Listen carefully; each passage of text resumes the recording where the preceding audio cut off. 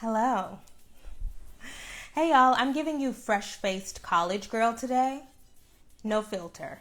So I decided that I love to talk about the business part of For Harriet, and I just don't have enough outlets to talk about that. So I would come on here once a month to kind of go over the wins and, the failures, things that I can improve on, my goals. And then I will upload this to the Substack the way that I upload all of these lives to the Substack. They don't stay on the Instagram. They have to have their own little dedicated place. So I thought I would go through this. Yes, hello. So I love, as I say all the time, I love to make stuff. I love the process of iterating content strategy, of iterating social media strategy, of trying things, of failing, of being like, oh, that works and people like that. And what is she doing? That's why this is the perfect job for me. And so this month I did try some new things and I really feel good about the things that I'm trying, but also with regard to revenue and money, something that the financial scammers, something the financial scammers always talk about is don't be trapped in the process of trading your time for money. And so I was trying to think of revenue streams for Harriet that don't require me to constantly be making stuff, but also because I do know what burnout is. I know what creator burnout is. I've experienced that. And so when you diversify, you don't always have to be thinking, what's my next video going to be? And are they going to like the next video? And oh my gosh, this video didn't get 80,000 views and people are dropping off the Patreon. And what did I do wrong? And they don't like me anymore, right? So it's like, it's really important if you're going to have a creative career, to not be locked in that cycle of, oh my God, the next thing. So I am just trying to free myself up a little bit. So I thought I would go over that. So something that I love and something that, this is Media Kim, by the way. Hello, my name is Media Kim, okay? Because I love the business of media. I love talking about media. But the big thing right now with regards to like media trends is community, right? And so I, for a long time, have been really deeply invested in building a private community for Harriet, right? And that is the Patreon, that is the members, because it's money, right? But also because that safe space, like that community of people who've decided to pay $2 a month or $5 a month, and there's, a few dozen people who pay $50 a month, right? Like those people are invested in me. They understand my point of view. They understand the mission of For Harriet. They're deeply invested. And so even if I'm wrong, right? Which I will always say, I be wrong sometimes. I'm not perfect, right? I know that I can go to those places. Now there's like across Patreon and the YouTube membership community, there's just under 4,000 people, right? That's a lot of people who are invested, and they comment on the videos, the patrons only videos and the podcast, but also there's like a real community dynamic in the Discord. It's just a safe fucking space, right? Right? Like the larger internet, Twitter, I'm addicted, obviously. Something somebody pointed out to me is I've been saying, this is an aside, okay? But this is just based on, the ADHD video that I posted this week. I'm always saying, I'm going to quit Twitter. I'm going to quit social media. I'm going to quit. And I can't. And somebody was like, oh, that lack of impulse control is directly related to the fact that you have ADHD. So I'm going to get on Ritalin or Adderall or something like that. Anyways, I said that to say that I deeply value the kind of small, more curated, like self-selected community. And I am putting a lot into that. And a part of putting a lot into that is this year creating programming that is really specific, that I think is really going to cater to the desires of that small self-selected, curated community who's deeply invested in me. And so we did a couple of events this month. 3 events this month. The first one was the Sylvie's Love screening, which, okay, I thought it went okay. I don't think it went poorly because of, I don't know, like movie screening, like collective movie watching experiences. I thought it was okay. If you went to that, like, let me know how it was. It wasn't the best. The best event this month by far was the event with Dr. Ebony, where we talked about being a workaholic and being a perfectionist. I just think she was so game, and she was such a great talker. And she, of course, right, she's an actual psychologist, so she was so knowledgeable. And so our ability to have that conversation, to have that rapport, like, honestly, after that event, I was genuinely so proud of myself because it went so well, not just in the way that we were able to have a rapport with each other and really work through some of these sticky ideas, but also because of the conversation with the larger community after. I'm not reading the comments, so if somebody's saying something crazy in the comments, I can't see it. But I was really proud of that because of the part with Dr. Ebony that was recorded that you can watch. And then the really free-flowing conversation with the community afterwards. Like, I really was like, oh, Kimberly, like, you did something. And that was just purely an experiment. It was just like, we're gonna try events now. And also, years ago, I used to do the Black girl, like, I love to talk to Black women. It's truly, I love it so much. And years ago, I did the Black Girls Gather events where I literally just like traveled from city to city, like just having small events. And it was so hard. I'm not going to be doing that ever again. It was so hard and like barely made any money ever. But the process of talking to literally hundreds of like sitting in room after room after room, literally interacting with hundreds of Black women in, I don't know, 10, 12 cities across like that was my shit. I love it. I am an introvert. Am I an introvert? I am an introvert. But I do love those kinds of connections. Like that was, I think, one of the most fun times. Well, it was really hard because planning stuff is really difficult for me, but it was so fun and rewarding. And so I was like, I want to be able to recreate that kind of feeling again. Obviously, it's not going to be the exact same because we are in a pandemic, right? Like being able to feel people's energy is going to be different, but that is the motivation behind this. And so it's obviously free for patrons. And also a part of that is I have been thinking of how to create really singular experiences for people who do decide to invest in the private community. So like that is, it's not just going to be about me making content, me making the patrons and members only podcasts or making patrons and members only videos. It's also going to be about like singular for Harriet experiences, the kinds of experiences that you cannot get anywhere else. Like that is my idea with doing these events, you know, and inviting people in.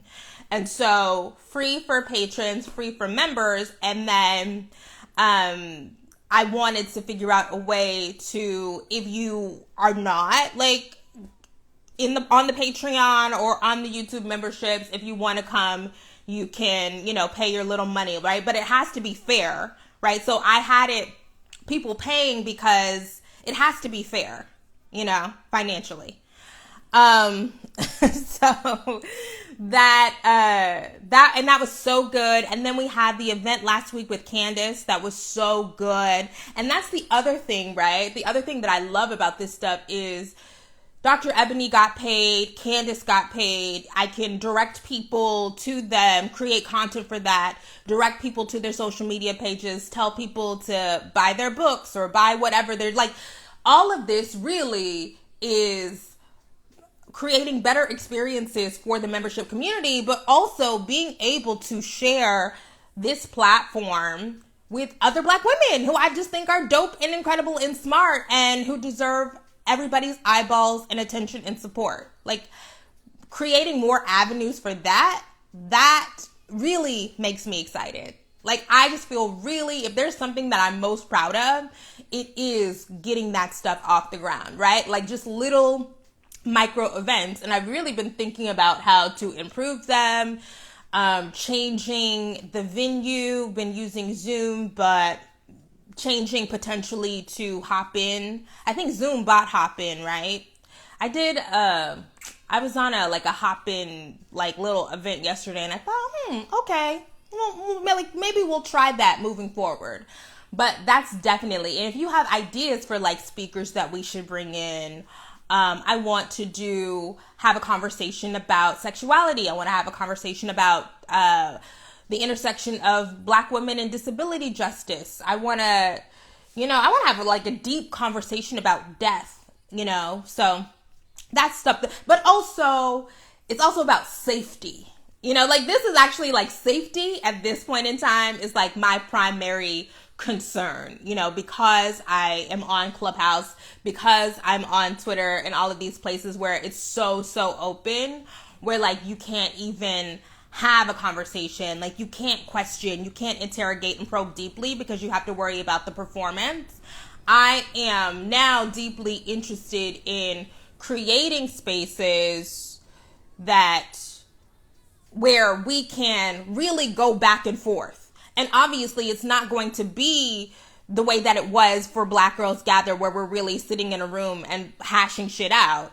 But, as close to that as you can possibly have over Zoom, right? Where that's why the first part of those events are recorded and then the second part are not recorded, because it's okay, now let's get to the shit.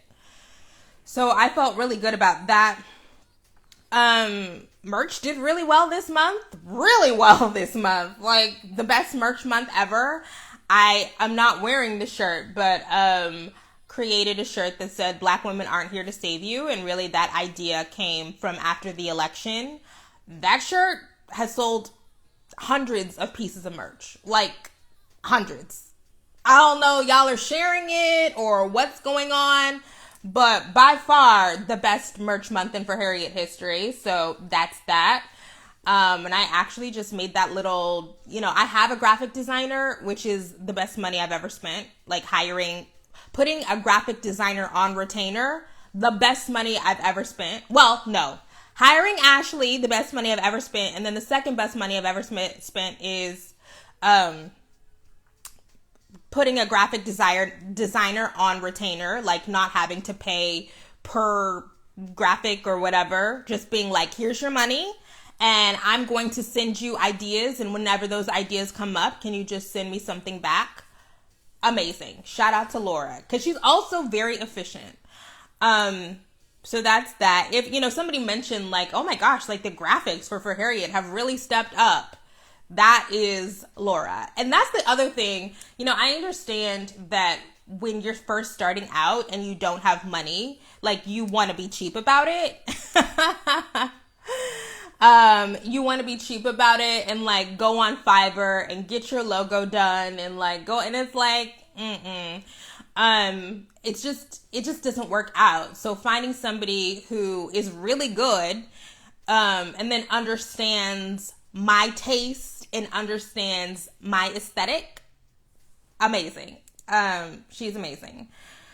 Oh, the other thing about revenue. So another revenue stream, this is related to the event stuff, is the Gumroad. So I decided to offer individual For Harriet events, videos, or my videos that I put up on Patreon as individual downloads on Gumroad. People have been asking about, okay, I don't want to give you money every month, or I don't like monthly recurring transactions, so just upload things where I can just download it individually. And so I set up the Gumroad, where if you can't go to the event with Dr. Ebony, or if you couldn't go to the event with Candace, you can just download that. That has also been really successful. I really like that, again, it's set it and forget it. I don't have to go back and forth. You just put up the link. If you want to download it, you can download it, and so good. merch and Gumroad honestly are going to transform the business of For Harriet because it's so easy. I also have gone back to look at like the social media stuff that has worked at For Harriet this month.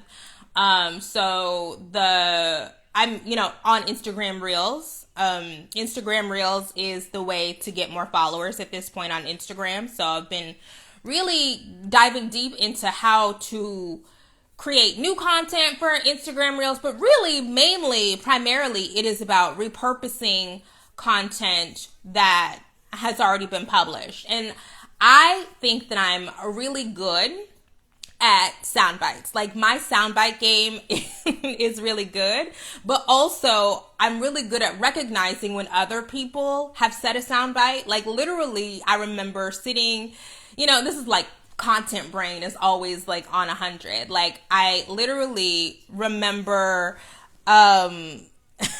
sitting in that conversation with Candace, right? And like Candace is spitting, right? Like Candace is a preacher, and being like, oh, that's it. Like that's the quote. Like that's what's going to go up on social media. And so really been focusing on that. And that's been really successful. It's been more successful on my personal Instagram and my personal TikTok, but definitely had some success on that. And then also you promote the Gumroad, which is what I've been doing this, which is where you do the individual downloads by excerpting little clips from the events and then putting them up and publishing them on Instagram and on Facebook. People, let me look at these comments. Who makes the overlays or what software for the graphics on interviews, Zoom call, YouTube videos? Who makes the overlays? So the software that I use is StreamYard. And then who makes the overlays? That would be Laura.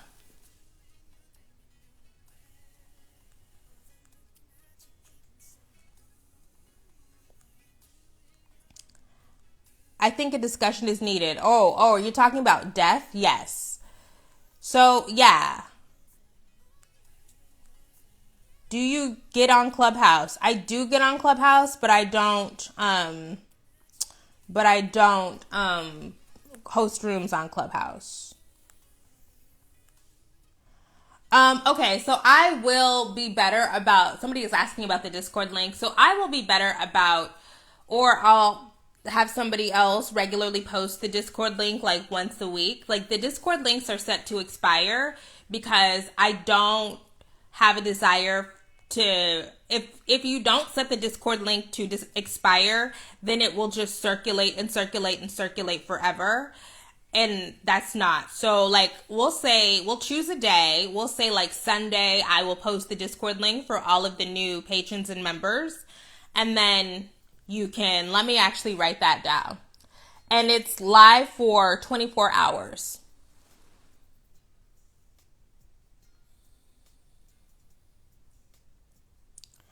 Okay. Saw you on Clubhouse last night. Okay. All right, let's keep going. So the best performing Instagram Reels for me have been repurposed content, like literally me taking a 15-second or 30-second clip from a larger video and cutting it down and putting it on Instagram. So it's like people ask me like, how do you have time to like make all of this stuff? And like for me, the foundation of the content strategy is you make a thing and make the thing really good, and then you cut it up lots of different ways and repurpose it for Instagram and TikTok and Facebook and Twitter and all of that. Like making long form videos is the foundation of my content strategy. Occasionally I'll make like a little short form TikTok or whatever, but you make one thing and then you find a way to make that one thing into 20 different things, and that 20 different things can grow your social media, but also make you money, right? Like, again, like cutting up the event with Dr. Ebony and the event with Candace has made a lot of money. I know, honestly, again, no filter. The skin is glowing today, okay? I put on my vitamin C serum. It's glowing, okay? Yes. Do you have someone that helps you manage your social media in terms of answering DMs and comments? I do not, and I need to, but this is like, I need to, but I feel very protective over the social media accounts. Like, my biggest fear literally in the world is losing access to them. Like, now I have somebody who can log on to the Patreon. Like, Ashley can log on to the Patreon, but I feel so like, what if the password or whatever? Because, like, social media, and this is probably actually not good, but, like, if I lose access to those social media accounts, like, ain't no more business. There's no business for Harriet if those social media passwords, like, if I get locked out.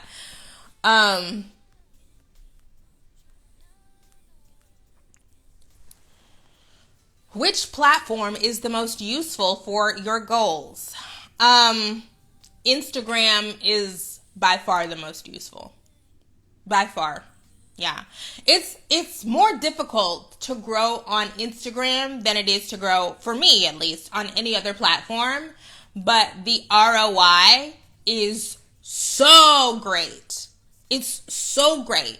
And people are spending and I guess it's like the demographic that I'm trying to reach, like, is here. But also, people are spending so much time and are so deeply invested, and there's so many ways to engage with people on Instagram. It's stories, it's posts, it's reels. Totally.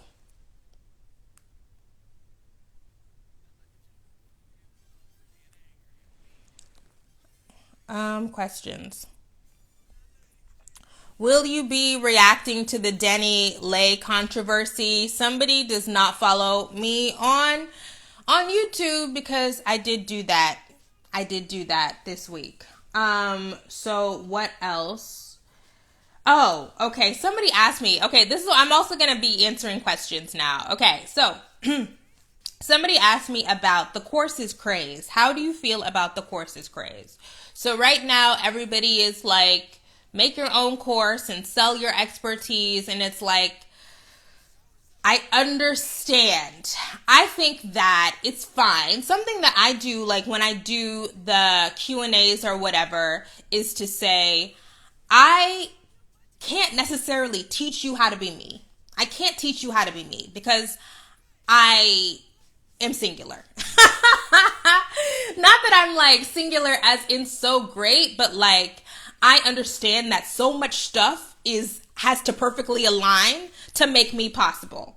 And I can't guarantee that all of that stuff is going to come perfectly together to replicate a me. All I can say is this is what I do to get here. This is how I make videos. This is my content strategy. This is how I monetize. That's it. I don't know if you're going to be able to recreate it. I don't know, but this is what I do. It gets to scammer territory when it's like, this is how you do this. And if you want to do this and it's going to do that, because it is important. And like, Candace said this when she was going off on manifestation, right? It is important for us to underscore how like a lot of this is luck, a lot of this is positioning, social positioning, you know what I'm saying? It's timing, it's all of that. But I do have a very clear strategy, but also I developed this really clear strategy by looking at what other people are doing who are not me. I follow a lot of white content creators. I follow a lot of conservative content creators because conservatives are really good at media. They are really good at media. And so I say, like, oh, that worked for Ben Shapiro, or, oh, that worked for Dave Rubin. How can I make that work for me? And so as long as, the course is really clear about the fact that I can give you the blueprint, but it doesn't mean that you're going to get the same outcome.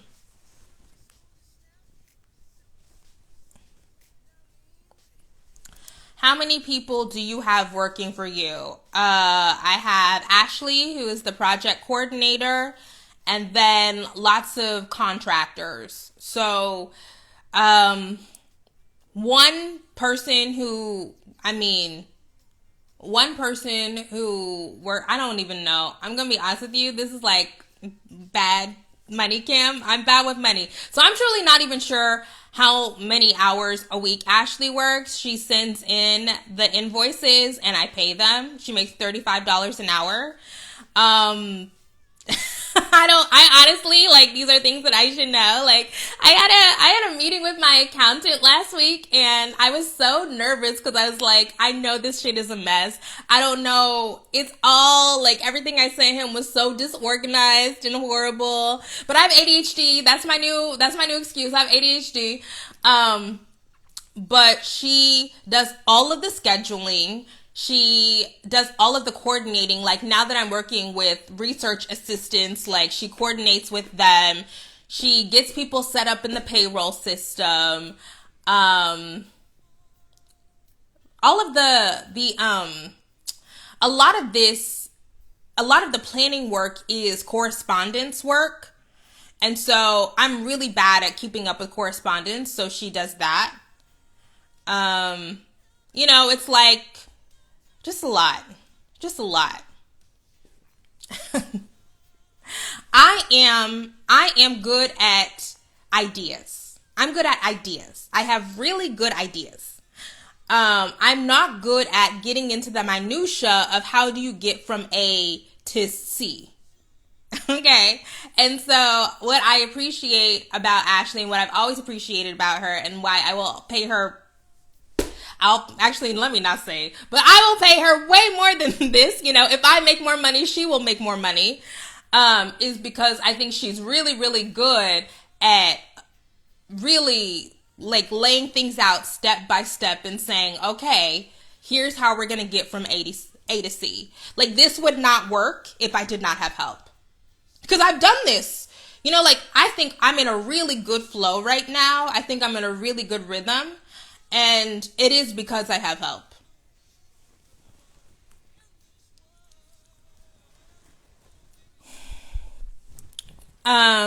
For Harriet times, by Caitlin Dowdy. Can you let me know if this is blurry because my internet is bad? Okay. So the best performing Instagram reel. Who texted? Oh, I know who that is. The best performing Instagram reel was for Harriet was a little clip from my conversation with Drew Dixon, who is great, a great talker. That's the other thing, right? And this is where, like, talent scout, Kim. Like, I'm also a really good talent scout, I think, because it's not just about, are you knowledgeable and thoughtful? Like, if this was a different kind of platform, it would just be about ideas and research and whatever, but that's not the kind of platform this is. It's also about, are you knowledgeable? Are you thoughtful? And how well do you communicate ideas? And I recognize, and this is like the little shaky thing, I recognize that means that people who can do a certain kind of performance are going to be prioritized, but, like, this is a visual medium. Like, we're interacting, So that's that. So she was great. Like, that interview was so, so good. And then my best performing Instagram reel was a clip from a video that I made for this month in January. A video that I literally made, like, in 2019. Like, 30 seconds from it. I think that has, like, 300,000 plays on Reels or whatever.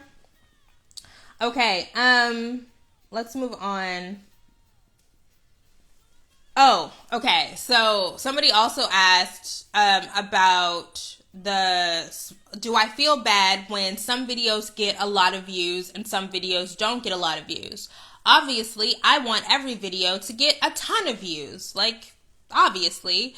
But I understand that, but I know, like, okay, so it's like when I did the live about Danny Lay, like, I know that's a topic that's going to get a lot of views. Like, I know that. Even in the way that I title videos,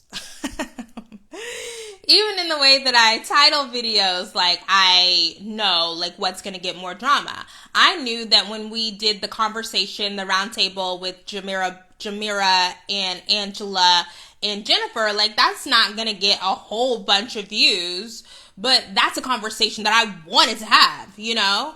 And I wanted to platform those people, and I wanted to go deep on those issues. So for me, the stuff that I make that I know is going to get lots of views subsidizes the stuff that I make that is just for me, or just a conversation that I think needs to have that is not going to get as many views.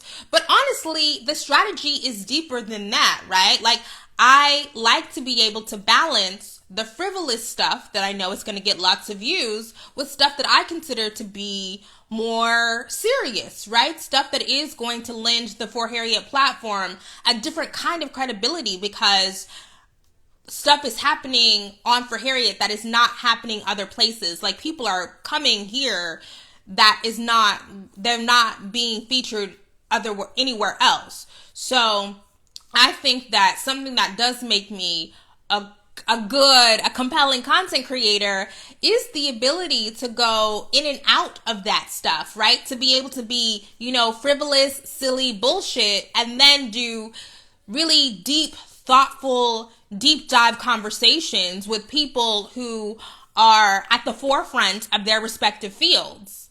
Like, that's exciting to me, right? Because, like, we are multifaceted, you know? I'm multifaceted. I like a lot of trash, but I'm also, you know, a serious person and deeply thoughtful. And I like that comes out in the content of For Harriet. I like being able to traffic, to go back and forth. Somebody asked, do you ever delete negative comments? Yeah, all the time. But I don't delete every negative comment. I delete comments that I feel like are malicious.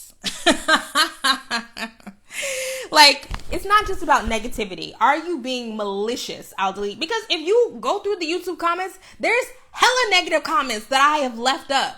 And I've seen them. Because I go through all of the comments. And I go through all of the comments. This is another thing. I remember being in a Clubhouse, and this is where Clubhouse occasionally, like, good stuff happens.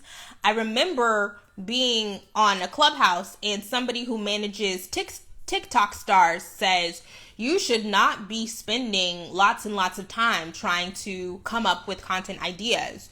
You should be going through your comments, and then using comments to create new content ideas. And I thought, oh, that's really smart, because people in the comments, when they ask questions, they suggest things, they say, oh, talk about this next. And you get an idea for what the people who deeply engage with you want to know, what they want you to talk about. So, like, that really is also super, super helpful for me. And so for the next couple of videos that I have lined up, those ideas have come completely from just going through YouTube comments or going through Instagram comments. Okay. What separates Kim from For Harriet? That was another one. Okay, so I started For Harriet 10 years ago, before the idea of, like, influencer creative, like, really was a thing. Like, it was kind of a thing, but it's not a thing the way that it is now. And I started For Harriet as a blog, which I wanted to be a digital magazine, in 2010. And what I thought, and I didn't even think I was going to be a writer. I just wanted to create a space where I could curate lots of other Black women's ideas and facilitate conversations about feminism and Black womanhood and progressive politics and all that. And so that's how For Harriet started. I never thought Kimberly Foster was going to be a brand. Like, that was never in my mind. So then For Harriet became a thing, and you get traction and get traction and get traction. And I was behind the scenes for the first 5 or 6 years. And then I was like, oh, I want to make videos. Like I am a good talker, so let me start talking, right? With the rise of video. So then I became more out front, and then Kimberly Nicole Foster became a brand. And now became a brand, whatever that means. And now I am so glad. I am so glad that there is a clear a semi-clear. It's kind of a permeable boundary. But it's still a boundary between For Harriet and Kimberly, because I like that on my personal social media and on the personal YouTube channel, I can talk about whatever I want to. You know, For Harriet is very distinctly about Black women and progressive politics and Black feminism. And I love that stuff. It's so fun. But, you know, I also want to talk about Britney in 2002. I also want to talk about just my random pop culture dalliances. You know, I also want to talk about Reinhold Niebuhr, right? Like, I like having this space where I can go wherever and do whatever and really be free and be vulgar, right? And talk about sex toys and talk, you know, and tell y'all to buy my niece's cookies. I like that. I really appreciate having that. So, somebody asked if I could do it again, would I still separate Kimberly Nicole Foster from For Harriet? Absolutely. Because the other thing about For Harriet is, and I keep saying this, but like, I don't have to be in every clip that I post on For Harriet. I'm in everything that gets posted on this page. But there are plenty of clips on For Harriet that I'm not in, because it's not about me. It's not just about me going off on whatever. It is a place to assemble really smart and thoughtful ideas. And a lot of those smart, thoughtful ideas do not come from me. And I like that. Most watched video on the For Harriet YouTube channel this month is the video that I just uploaded about, Hoarder is in the title, but it's really about my ADHD. And that's the most watched video, and it's only been up for, 3 or 4 days. Why do I think that that is the most watched video? People like drama. But it's deeper than people like drama. It is people like me. People like to see people being vulnerable about stuff. So I was very, very honest, very vulnerable about some personal stuff in my life, about things that I'm still dealing with. People like that. And the majority of the comments on that video, the vast majority are people saying, I relate to this. I understand. I'm so glad you made this. Thank you so much. I didn't think anybody else had this issue. And so I definitely think that there is something. I'm not worried about being vulnerable in public. I'm not worried about it. So, something that people say all the time, when I was talking about the drama, the back and forth that I got on Twitter was like, why are you sharing it? Why are you saying so much? And I'm like, I chose this job. I chose a job where I'm out here talking about my personal life and talking about this is my job. Like, I chose this. So for me, the vulnerability part and the sharing part is not the issue, right? And I will continue. And as I said, my tarot reader in October said, being honest in public is going to help you be honest in private. And I think that has been true. So yeah, I definitely think that articulating a Black woman's experience that we haven't necessarily seen be articulated before has really propelled that video. It definitely has legs. Someone also asked me, am I worried that spending so much time on Patreon and for the memberships means that I am not growing For Harriet to be as big a platform as it could possibly be? I thought that was a really interesting question. No, I don't worry about that at all. I am not interested in chasing scale. I am not interested in just racking up views and getting followers and no. Okay. I like having a community. I'm not gonna be mad, if it gets bigger, but my desire is to create a a relatively smaller community of people who are deeply invested, right? It's not necessarily about going wide, right? Or like being as big as possible. It's about getting people who are going to go deep with you. And so having so many people who are willing to go this deep, you know, that's fun. Like, that's where the fun is. That's exciting to me. So no. Obviously, we're going to keep publishing on the public channels because everybody doesn't have $2 a month. Everybody doesn't have $5 a month or, you know, $4 to buy an event ticket or whatever.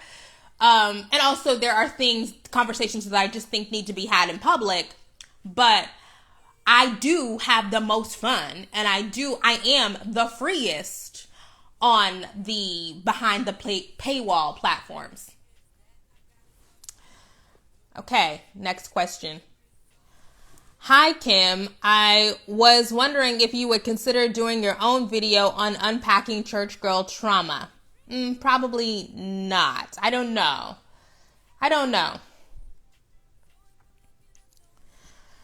Are you open to exploring subjects from the continent? Sure.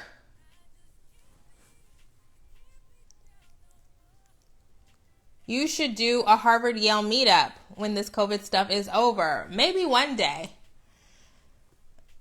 What is the benchmark for views? Because they all do well. They don't all do well. I mean, the conversation that I had what is the benchmark is the question. The conversation that I had with Jamira and Jennifer and Angela has, I don't know, less than 20,000 views, right around 20,000. I'm not sure. I haven't looked. That's not a whole bunch of views. But the video that I made this week about ADHD has 90,000 views. That's a good number of views. But also, like, those videos, right? The video about Danny Lay and the video about hoarding have also made a lot of money, you know? So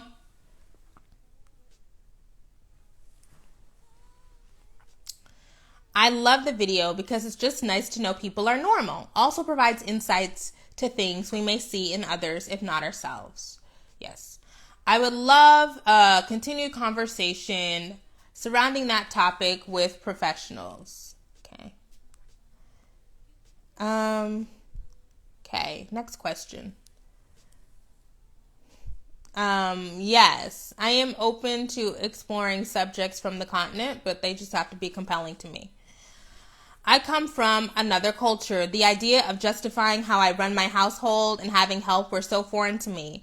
I spoke to my African American friends and they told me it's a thing. So surprising.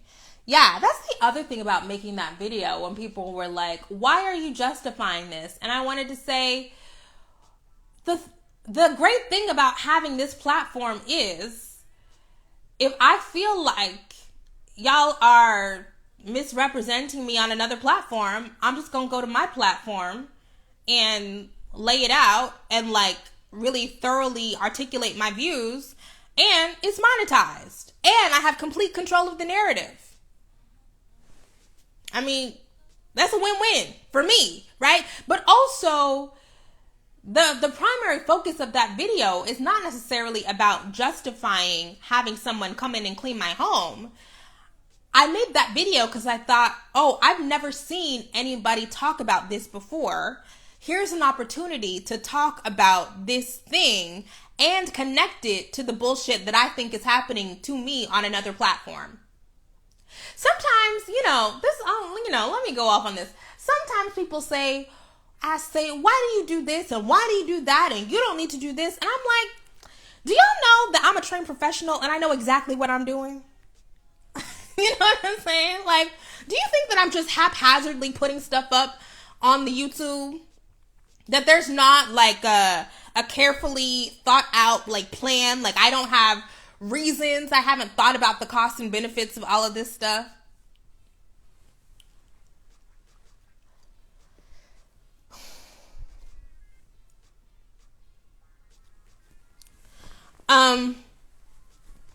The Candace Bimbo discussion was so amazing, and what I loved about it was the conversation we were all having in the chat. Yes, the chat, and that's the thing about building a community, right?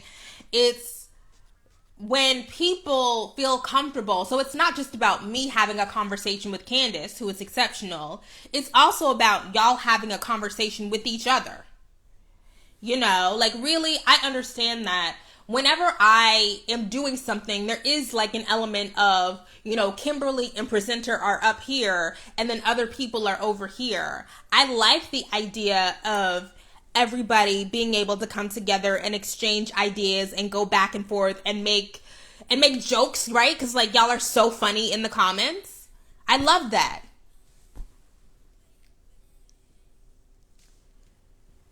How did you find your assistant? I think I said one day on the Patreon, I need some help. Can you help me?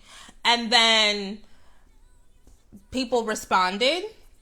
And then I went through some of those emails and I was like, oh, this is the one.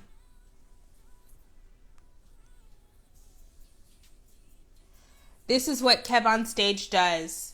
It's smart. Yes, honestly, Kev on Stage, I don't watch all of his content. I do subscribe to his Patreon, but like so good at this. You know, like I don't have a desire to like build a studio or anything like that, but the way that he navigates his platforms is so inspiring to me because it's just the right amount. I think he shares more than I would share.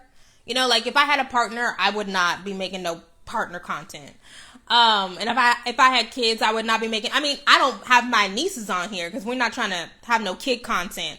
So that's like a little bit more than I would share, but I like the way that he is able to navigate the private and intimate parts of his life with the professional parts of his life. I also like the way, and I do think that I've gotten inspiration from him of turning negative comments, turning negative comments into content. I definitely have gotten that from Kev on Stage. Totally. Will we get polyglot Kim in action? I am so self-conscious. I feel so self-conscious about my French accent and my